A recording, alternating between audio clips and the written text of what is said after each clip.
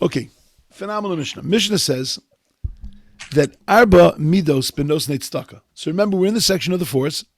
This is number 3 on number. Chat? I'm sorry? Are you gonna put in the chat? I did. I don't see it. I don't see it either. Oh boy. Okay, let me try it again.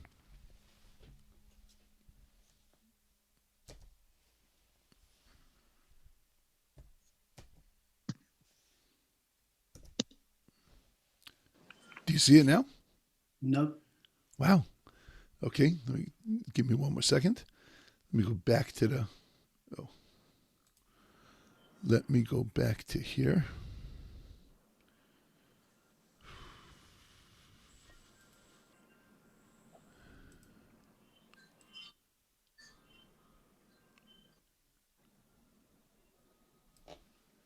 Control C. Back to here.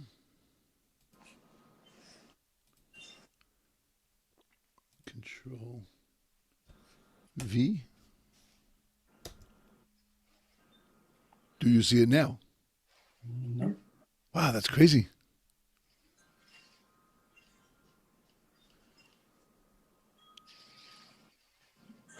Oh, I know why. Tessie sees it 3 times. Because I was sending her a message. Let me just change that. Here we go. Okay, you should see it now.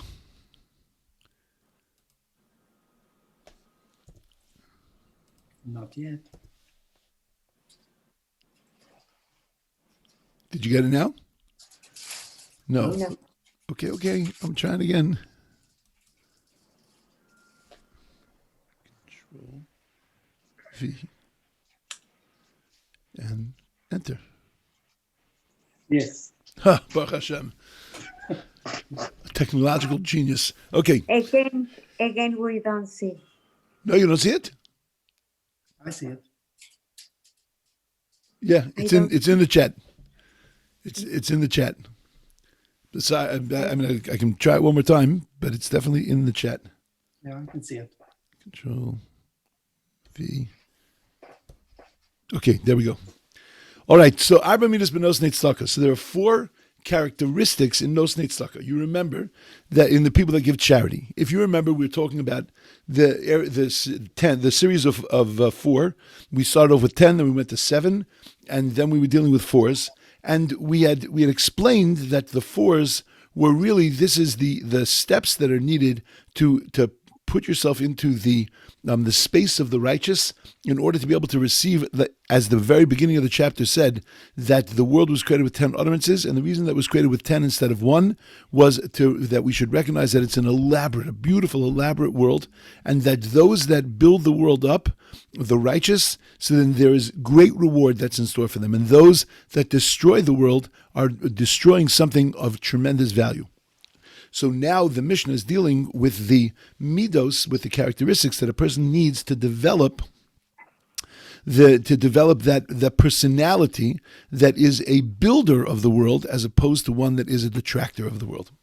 So Arba Midos Benos Tzedakah, there are 4 characteristics when it comes to people that give charity. Characteristic number 1, Harotza sheyitim v'lo yitnu acherim. A person is very benevolent. They're very willing to give to a cause. They're very willing to give money. However, they discourage other people from giving. So that eino ra'a b'shal acherim. So that person has a begrudging eye. Eino ra'a, his eye is bad b'shal acherim, towards others, because he doesn't want other people to have the advantage of giving tzedakah. He doesn't want other people to have the blessing that comes from giving tzedakah. He doesn't want other people to have the notoriety that comes from giving tzedakah. He's happy to give tzedakah. He's happy that tzedakah should be given, but he's willing to take all of that on himself and discourages other people from giving, so that he can get what he needs to get. And he's got that the person has a grudging eye to others. Okay, number 2, yitnu acherim. Now, we don't call him a wicked person because, after all, he's still given. Okay, yitnu acherim, other people should give, v'hu lo yitin, but he doesn't give. In other words, he'll go knocking on your door and saying, I got a great cause, we really need your help, we need you to give. How much did you give? I'm working on it. I don't know yet how much I'm going to give, right? And it turns out in the end that he gives nothing. but he encourages everybody else around him. He's the head of a committee, and he's encouraging people and telling them, you got to give. But for himself, he doesn't necessarily give. So there, Eino Rabbi Shalom. So he is stingy with his own things. Again, no value judgment because he's getting other people to give tzedakah. It's good guy. In the end, the tzedakah is being given. Okay, number 3, Yitain v'yitnu acherim. He wants to give and he wants other people to give. So with his giving of tzedakah, of charity, he encourages other people to give also. That's called a chassid. And lo yitain v'lo yitnu acherim, that he shouldn't give and that other people shouldn't give. In other words, he's stingy and he wants to make sure that nobody else gives, so that person is a rasha. Now, for some people, this mishna might resonate and say, wow, this is like amazing. If you look at this mishna very carefully, very difficult to understand. First of all, it says that there are 4 characteristics in nosnei tzedakah, in the people that give tzedakah, but 2 of them are about people that aren't giving tzedakah. 2 of them are about people that don't give, not people that are giving. So how could you call this? There are 4 characteristics in people that give charity. There are 4 characteristics in charity givers, but not necessarily in people that are giving charity. That's problem number 1. Problem number 2 is that if a person understands that it's necessary to give charity and he encourages other people to give, then why doesn't he just give himself a little bit also? In other words, you understand that this is important in number 2, in the second guy. So he understands that it's important to give. So just give. Like you're spending your time encouraging other people. You're spending your time collecting charity. So then why don't you just give also? Number 3, that all we call a person like that is stingy. A person who says, I'll give all the money and nobody else will give, his only problem is that he's stingy, or that he begrudges others. A person that says, you give, I'm not going to give, his only problem is stingy. There's much more serious problems here, which we're going to uncover in a few minutes. There's much more serious problems. And more than that, is giving charity an important value in Judaism? Yes, everybody agrees, an important value in Judaism. Are there hundreds of other important values in Judaism? Yes. So why do I care that there are 4 characteristics in nosnei tzedakah, and people that give charity? Giving charity is an important thing, but it's not global enough. No, it's not big enough to say that this is a definition of a human being. The giving, the not giving, okay, so you're a stingy person. Like, there's ways around that, by the way. If you recognize in yourself that you're a stingy person, you can fix that. You could become a CEO of a charity organization. And then your stinginess, which could be a negative characteristic, turns into a positive characteristic. Because now you're protecting somebody else's money. You're protecting community money. So why are we so focused on the 4 characteristics of people that give charity? Is it because it works nicely with 4? Like it's a weird context of a Mishnah. So before I talk about the characteristics, I just want to lay down a few principles of tzedakah, of charity, and then we'll see something really amazing. The first thing is that an important thing to know about tzedakah is that there was a wicked man by the name of Turnus Rufus. He was a Roman general who turned to Rabbi Akiva and he said, if your God loves you, then why would he create poor Jews? So Rabbi Akiva said back to Turnus Rufus, in order to save the rich ones from hell. What does that mean? We think that when a person gives tzedakah, we have in our head that what we're doing is that we are giving that to that person. In other words, a person comes along and he says, I have nothing to eat, can you give me money? You give him $1. So in your mind, what you've done is you've given that person $1. And that if you didn't give that person $1, the person would have starved and died. And therefore you feel very good about yourself because you know you helped that person. It's about that person. But the truth is, you didn't give that person $1. God gave that person $1. And all you are is the conduit to deliver that $1 to that person. And if you give up that opportunity, the loss is not to the ani, to the poor person, the loss is to the giver. Because it's the giver that has this opportunity that's letting it go. The poor person is going to get his dollar. If you're not going to give him his dollar, you're going to snub him and you're going to walk away from him. So, you say to yourself, I wouldn't give to people like this. I don't even know if he's honest or he's telling the truth. And you don't give him anything. Don't worry. In the long run, you didn't harm this person because this person is going to get it from somewhere else. If the Rebbeinu Shalom says this person's getting his dollar, he's getting his dollar. What you've lost is your opportunity. That's what Rabbi Kiva was saying. That when it comes to tzedakah, the one who gets the real advantage is the giver, not the receiver. And if that's the case, so then that's what he means by it saves the rich people from hell. Because it saves the rich people, the people that have money, it saves them from a life of not giving. And it gives them the opportunity to be able to handle and to be able to help other people. That's number one. Number two, it's important to understand that when it comes to tzedakah, that is the measure of a human being, in the sense that a famous story about one of the Rothschilds. They once asked the Rothschild that how much he's worth.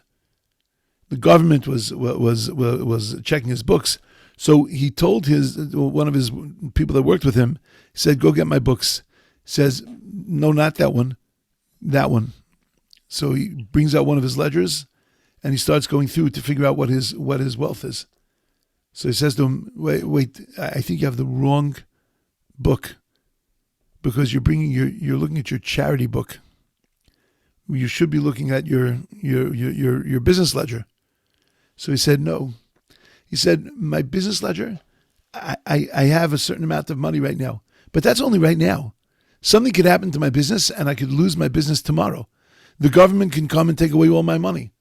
Something can happen that I need to spend my money on something, and I don't have it anymore. There's only one thing that I have monetarily, which is the money that I gave away. That nobody could take away from me. The money that I've given to tzedakah, that's the measure of the wealth of a person."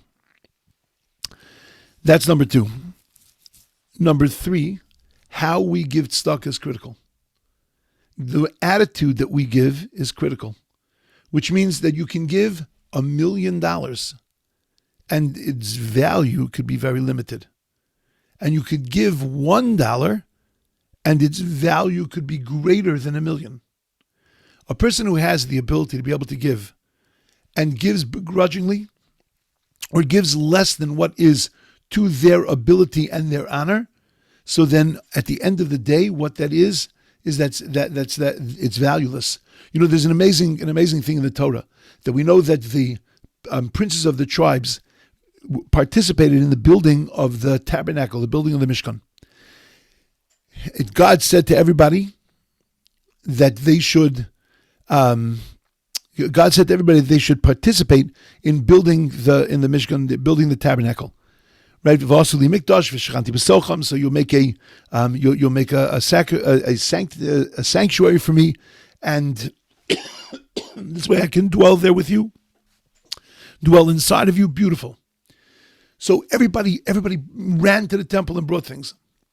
The princes of the tribes did not run to the temple, and they eventually had the most precious stones that were used for the breastplate of the Kohen Gadol. Those stones were dropped off in front of their tents. They took those stones, they brought them to the temple. When you look in the Torah and you read a list of all the material that was brought, crimson wool came before these stones. These stones were written at the end of the list. So the rabbis say, wait a second. These stones were so incredibly precious, and they were so valuable. The Talmud tells a story about the kind of money they fetched later on in history. They were very expensive stones, very precious stones. Why would they be listed after crimson wool? Why would they be listed after wood? They listed all the materials that were brought to the temple, and these stones were listed last. And the commentaries explain, Rashi and other commentaries explain, because they were brought with a bad attitude. They were brought with the wrong attitude. God said give. God didn't say, which is what the princes of the tribes did. God didn't say, I want you to wait and see what everybody else brings, and then you bring the rest, which is what the princes of the tribe said. But that was not what was expected at that moment. At that moment, it was expected that everybody would turn and grab whatever they had and give it to the temple. And because they didn't, it came with the wrong kind of attitude. And money that comes, expensive things that come with the wrong kind of attitude, they become devalued. It's just an important thing to realize about tzedakah, that the attitude with which you give the tzedakah, with the attitude with which you give the charity is critical. And the fourth piece of information is that the Torah tells us that we have to take off tithes. When the Torah teaches us to take off tithes and to give it, we support the Kohanim and the Leviim with those tithes. So the Torah says, aser to aser, which we translate as thou shalt surely tithe. But our rabbis say, why do you have to have the word tithe twice? Aser to aser, tithe. So we translate it, thou shalt surely tithe, like the Torah is trying to accentuate it. But why double words? Because what it's saying is aser bishvil shetit asher. Give so that you can become rich. Now that kind of advice, if you told that to your financial advisor, that you want to take the following tack, you want to give away as much as possible so that you can make as much as possible, he would look at you as if you need to be committed, right? Like what's in your mind? Give away so you can make money? Yeah, I don't think it works that way, but it does work that way. The Talmud tells us, our rabbis tell us, the Torah tells us that the more that a person gives, ultimately the more a person makes. And God says, "Chanuni no bezos," you can test me with this. That's and you can look at your books and you can see it in your books that the more you give and support other people, so then ultimately the more that comes back to you for a variety of reasons, but the more that comes back to you. There was once a lady who was the daughter of one of the most wealthy people in Yerushalayim, who donated a whole storehouse to be able to support the Jews when there was a siege around Yerushalayim. And had it not been burnt down by the zealots, so then it would have supported the Jewish community in Yerushalayim for over 20 years. They could have waited out a siege against Jerusalem. Nothing ever would have happened. They could have averted the destruction of the temple. And it was destroyed, and she now became impoverished. She was standing outside of Jerusalem and she was picking dung out of barley corns. She was picking barley corns, out of dung from the animals. So things that they hadn't digested, that's what she's subsisting on. Rabbi Yochanan ben Zakkai was driving by her, and Rabbi Yochanan ben Zakkai says to him, Rabbi Parnaseni, Rabbi, take care of me. He looks at her and he says, wait, I know you. You're the daughter of Nakdim ben Gurion. You were a phenomenally wealthy family. What happened? So she said, Rebbe, don't you know, melach mamon chaser, that the preservative of money is giving away, and that the more you give, the more you receive. And we weren't giving to the level that we should be giving, and we lost it all. Now the Talmud wonders, what does it mean that you weren't giving to the level you were supposed to be giving? I don't have time to tell you all the stories of Nakdim ben Gurion, of the incredible wealth and the incredible giving. So in the end, the Talmud says that he could have given more. And though what he did was benevolent and beautiful, but there was more he could have done. And because he didn't live up to this dictum of melach, mamon, chaser, of the preservative of money is giving away, because he didn't live up to that, so then therefore ultimately he lost it all. And it's just something to keep in mind, the understanding that the way that HaKadosh Baruch Hu, we become his investment bankers. And he invests money with us, and he says, let me see what you could do with it. And when we take that money and we give it away to others, we use it for benevolent, beautiful things. So he says, you know what? I'm going to give you more. I like the way you're investing our money. The same way we work with our investment advisors. If somebody comes to you and says, I've got a good investment. So you start small with them. And then if they're successful, they deliver on their promises. So then you work with them a little more. You give them a little more money. And then you give them a little more money to watch. And that's what HaKadosh Baruch Hu does with us. And that's what we say, aser b'shvil shetit asher, the way to get money, the way to grow your investment is by giving away and supporting other people. Okay. Now, having said that, we understand that tzedakah, charity, catches our attention. It catches our attention.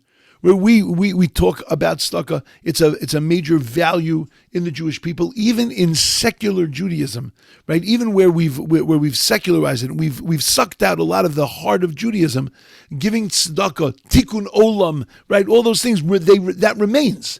That's still a center value to the Jewish people. If I want to tell you to be a mensch, I can either tell you be a mensch by just saying, look at you and saying, look, be a mensch. Okay, and that's going to have whatever kind of effect it's going to have, right? If I tell you stop being so stingy or stop being so selfish, I could say that stam just out in the, I want to tell you have to stop being selfish. Okay, so it'll have whatever impact it has. You like me, it'll have an impact. You don't like me, it's not going to have an impact. Whatever kind of impact it's going to have. But if I couch it in terms of giving charity, that a person who gives like this is a selfish person, so then you look at that and you go, "Oy, I've done that before. Maybe I'm a little selfish. Maybe I have to fix that." And it will make a huge impact. If you look carefully in the Talmud, when we study Talmud, there's not just the sections of the Talmud that are, the legal sections of the Talmud, the very detailed minutiae of legalities. But there is a section of the Talmud, there are places in the Talmud that tell stories and parables and allegories. And the reason that the Talmud tells those is because there are deep messages that the Talmud wants to impart. Talmud tells a story about, I'm just using one that we just learned very recently in Daf Yomi. The Talmud tells a story about the king and his wife from the Hasmonean dynasty, from Yanai HaMelech and his wife, and they were arguing about what's better. Is a sheep better or is a goat better? And it says they called over even the Kohen Gadol, the high priest, to help them navigate which is better. I mean, I realize they're, whatever, they're rich people and they're king and queen, but there got to be better things to talk about than that.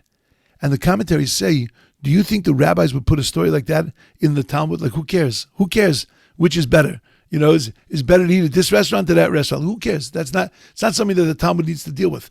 But the commentaries on the Talmud show that they weren't arguing about sheep and goats. They were arguing about something much deeper. So then why did they put it in terms of sheep and goats? Because it caught our attention.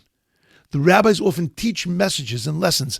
We're living in Gullus, we're living in exile. I could tell you that if you're not careful, if you become comfortable in America, America is going to throw you back into Gullus. I could say those words, and you'll nod your heads and you'll say, you're right. We can't feel like this is, that this is Israel, that this is our place, this is our home. Good. We got it through. But the Talmud doesn't say it that way. One of the ways the Talmud tells us that message is it tells us a story. We were in the sea. And then we saw we were on a boat. The boat collapsed. We now were in the sea. Raging storm in the sea. We saw an island in front of us. We swam to the island. We got up on top of the island. We found a little bit of wood. We lit a fire. And then we looked around. We found some berries and we warmed up. We filled our stomachs. We felt a little better. And as soon as we got comfortable, the island pitched and threw us back into the ocean. And we realized that we were on the back of a fish. Now, we look at that story and we say, whoever told that story, what are you smoking? Because whatever you're smoking, I'd love some of that. Right? What are you smoking? What are you doing? That's a hallucination. That's not a Talmudic teaching. No, look at it very carefully. What's the raging sea? Gullus. What's the island? The island was every place the Jews have been for the past 2,000 years, thinking that they were home. And what happened every time they became comfortable? The island pitched and threw us back into the sea. And we were back into Gullus, wandering again. Now, when I tell you the story from that story, when you analyze in that story, and then you come up with that message, whoa, that's powerful. That's why the Mishnah is talking to us about tzedakah. Tzedakah is critical to the Jewish people. But it's not a message about don't be stingy. It's a message about you can see four characteristics in Jews, four characteristics in people, that if you're on the road to purifying yourself, you're on the road to bettering yourself, to becoming a better person, then you have to be conscious of these four characteristics that need to be upgraded in a person, that a person needs to identify them, to recognize them, and to be able to fine-tune them. What are those four characteristics? The Mishnah could have just said what those four characteristics are. But instead, the Mishnah paints a story about giving charity and says there are 4 types of people that give charity because our ears are open when we hear giving charity. We want to identify ourselves. What kind of giver am I? So we're open to listen to that. And now when you tell me that there are 4 types, you're really telling me there are 4 types of people. There are 4 types of characteristics. And we're going to go through this in a second. There are 4 types of characteristics. But those characteristics are universal. You can find them in yourself not only when you give tzedakah, you can find them in yourself when in any situation and scenario, raising your kids, developing a family, a marriage between a spouse and another spouse. You can see these characteristics and you can identify them in yourself. And now you can map out for yourself things I need to do to make myself a better person.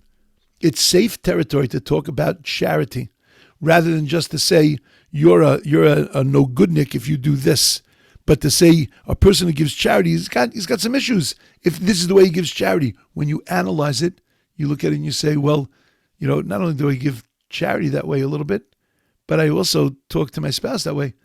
I also talk to my boss that way. I also maybe talk to people that way. And now you have identified, you've pulled out a characteristic, and you recognize that needs to be changed. What are those 4 characteristics? So characteristic number 1. And remember that this is what this whole section of the Mishnah is trying to do. The number 4s, they're all there for us. We spoke about this last week, if you remember, to identify our character, to be able to know what kind of characteristics we have so that we can work with them. We can recognize a shortcoming and we can work with the shortcoming. The Mishnah before, we can recognize a shortcoming and we can work against the shortcoming. Now we're just furthering this because these are the steps a person needs to take to become a better person. And that's what this section is all about. Okay, so number 1. Harotza sheyitem v'lo yitnu acherim. A person who wants that he should give and nobody else should give. What kind of person are we describing there? We're describing a person that needs to be the center of attention. A person that needs that whatever goes on is ascribed to them. When you talk about it in the terms of without me giving this whole elaborate explanation of, just to give you the context of how to look at this, you look at that and say, what idiot would do that? Who would do that? You're $1 million short? I'll take care of it. Not to worry. Wait. You give $500,000 and let everybody else give $500,000. What's motivating this person to give $1 million? You're going to go, because the guy's a good guy. He just wants to give. Not necessarily. It's because he wants the credit for himself. And there are plenty of people in the world that live their lives that way.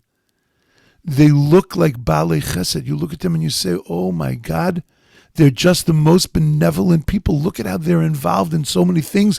Look at they just care about other people. Unfortunately, what you'll find is that there might be a strand in that of a person that is really worried about their own kavod, really worried about their own honor, really worried about they being looked at by other people as being a benevolent person. Now, if you say to yourself, come on, Rabbi, why are you beating on those people? They're still good people. They're still doing something. You're 100% correct. That's why the Mishnah doesn't call them good or bad. They're not a tzaddik. They're not a rasha. There's no value judgment. But you got to recognize that in yourself. Why am I doing this? Am I doing this for me, or am I doing this for you? Am I doing this for my own ends, that I should feel good about giving charity? Or am I doing this because it breaks my heart to see people that are suffering? And even more developed, it breaks my heart when I'm not doing what God expects me to do. It's a way of purifying and clarifying, why am I involved in the things that I'm doing? Why do I do the job I do? Why do I live the life that I live? Is it about me, or is it about something bigger than me? It's not that I'm trying to run down, or the mission is trying to run down people that have this strand, but we have to recognize that we all have this strand. We all have a certain degree of wanting to be the one that gets the win, the one that makes the accomplishment. and not so willing to just be a secondary force in something that's happening. When we recognize that in ourselves, so then we can fine-tune that and fix it. If I were to tell you this message, that if you're a person who's motivated by their own aggrandizement, you need to fix that, again, you'd listen to me, go in a year, most of it would come out the other side. But if I tell you about people that give charity, now all of a sudden, you've got so many images in your mind. Because charity is important to you. Well, you think about, what about the last time I gave money? What was I giving it for? Was I giving it for the cause, the person, the ani? Or was I giving it so that my name could be included amongst those people that are giving? Take that out of tzedakah. Why am I involved in anything? Why do I give a birthday present to the person I love? Is it so that they don't beat me and say, you forgot my birthday again? Or am I giving it because I know that that present is going to connect us, and it's going to enhance our relationship? You take this midah, take this characteristic, and apply it to the simplest of things. Why am I going to shul? Am I going to shul to be considered a shul goer?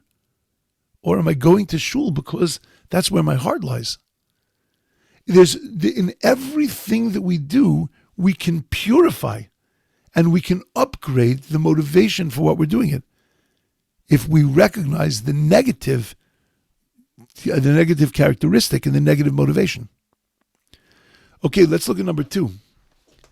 Yitnu acherim v'hu lo yitein. Let other people give, but that he's not going to give it all. What kind of person is that? A person knows it's important to give, but is not giving himself, and very concerned that other people should be giving. So that person is living a life of do as I do, not as I say. Do as I say, not as I do. I tell you it's important, but I don't necessarily live that. I tell you to be involved, but I don't necessarily live that. He's happy to tell you what you should do and what he expects of you, but he himself is above the law. This person who has a certain sense of an ability to be able to control others. I can convince you to give. It doesn't matter what I do, but it's really about my ability to be able to control you, to get you to do what you need to do.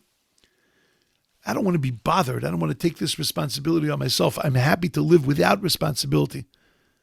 But I recognize that there is a responsibility in this world, and I want you to do it. I want to convince you. I want to help you. I want to motivate you, but I want to do it for you, and meaning I want that you should do it, and I don't want to be involved at all.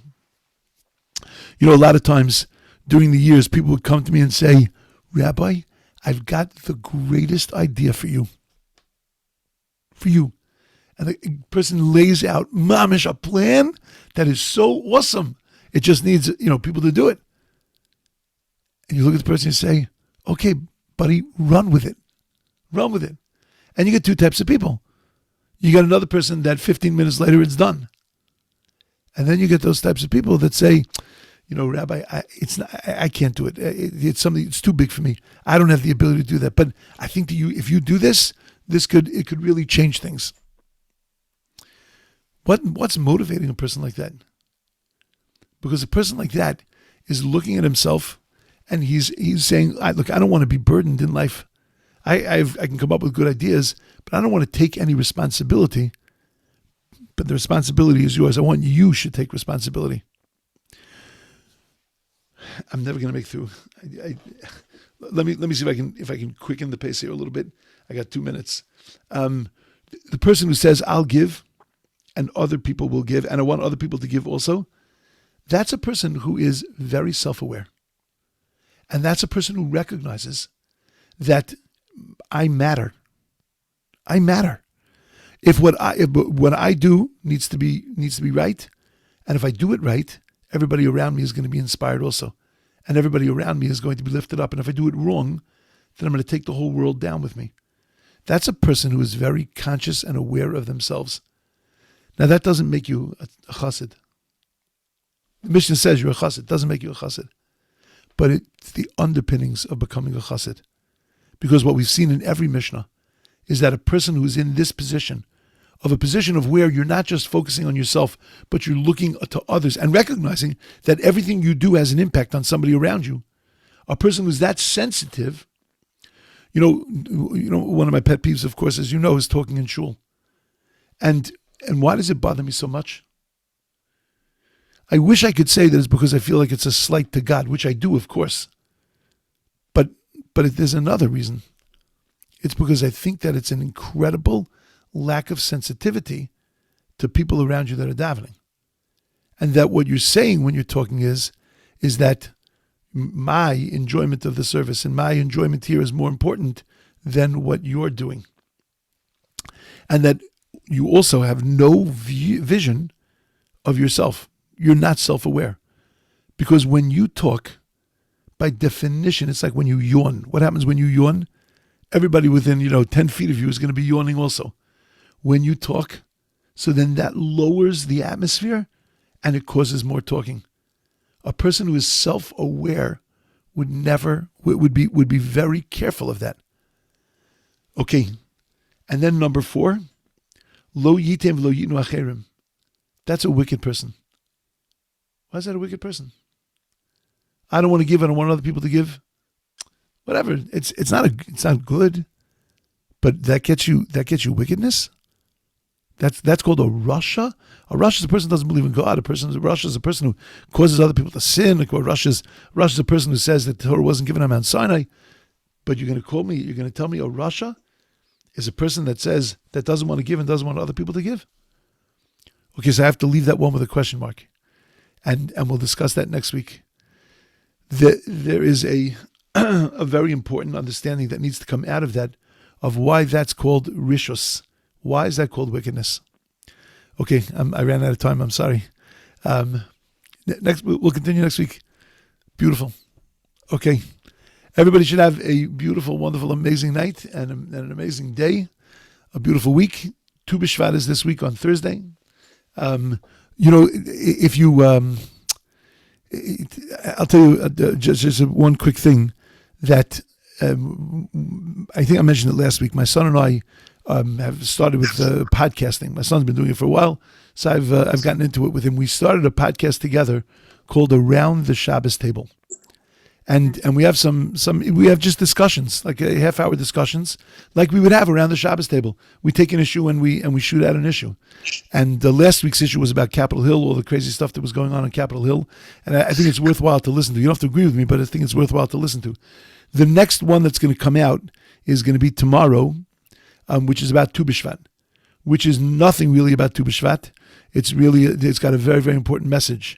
Very, very similar to some of the things that we're talking about tonight, but a very important message. So if you have a little time, about a half hour's worth of time, you want to listen to something interesting, go to the YouTube channel, or go to intentionaljew.com. You can find all the stuff there, or on my YouTube channel, you'll find it there also. And I think that it's something that you might enjoy.